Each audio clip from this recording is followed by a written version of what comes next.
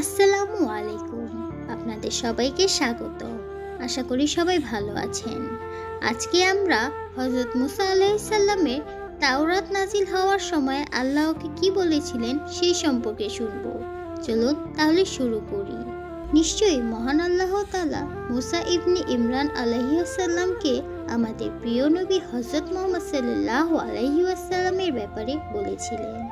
তাওরাত নাজিল হবার সময় মুসা আলাইহিস সালাম তার রবকে বলেছিলেন, হে আমার রব, আমি দেখতে পাচ্ছি যে তাওরাতে লেখা আছে এমন একটি উম্মত আসবে যাদের পেটে এক লোকমা খাবার আটকে গেলেও আপনি তাদেরকে ক্ষমা করে দেবেন, কারণ তারা বিসমিল্লাহ বলে খাবার খাওয়া শুরু করে আর খাওয়ার শেষে আলহামদুলিল্লাহ বলে।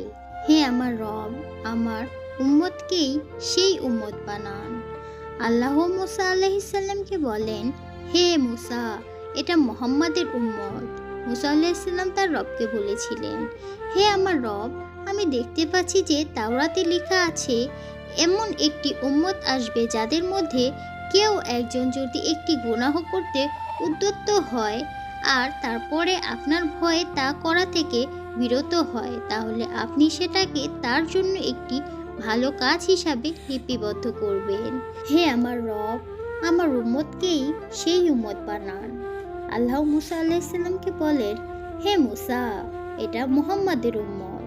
মুসা আলাইহিস সালাম তার রবকে বলেছিলেন, হে আমার রব, আমি দেখতে পাচ্ছি যে তাওরাতে লেখা আছে এমন একটি উম্মত আসবে যাদের মধ্যে কেউ একজন যদি একটি ভালো কাজ করার নিয়ত করে কিন্তু সেটি সম্পাদন না করে, তাহলে সেটাও তার জন্য একটি ভালো কাজ হিসাবে লিপিবদ্ধ করেন, আর সে যদি কাজটি সম্পাদন করে তাহলে তার জন্য 10 থেকে শুরু করে 700 গুণ পর্যন্ত বাড়িয়ে ভালো কাজ হিসেবে লিপিবদ্ধ করুন। হে আমার রব, আমার উম্মতকেই সেই উম্মত বানান।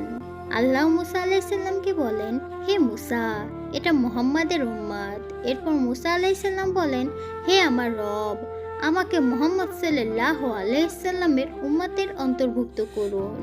মুসা সেই উম্মতের অন্তর্ভুক্ত হতে চাইলেন যে উম্মতকে মহান আল্লাহ তাআলা মুহাম্মদ সাল্লাল্লাহু আলাইহি সাল্লামের মাধ্যমে সম্মানিত করেছেন, অর্থাৎ হযরত মুসা আলাইহিস সালাম হযরত মুহাম্মদ সাল্লাল্লাহু আলাইহি ওয়াসাল্লামের উম্মতের মধ্যে অন্তর্ভুক্ত হতে চেয়েছেন।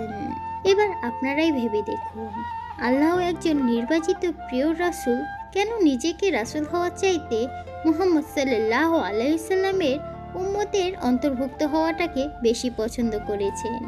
হায় আফসোস, আমরা সেই রাসূলের ভাগ্যবান উম্মত যারা জন্ম নিয়েও নিজেদের প্রতি আল্লাহর এত বড় নিয়ামতকে প্রতিনিয়ত অবমূল্যায়ন করে যাচ্ছি। কত বড় হতভাগা আমরা।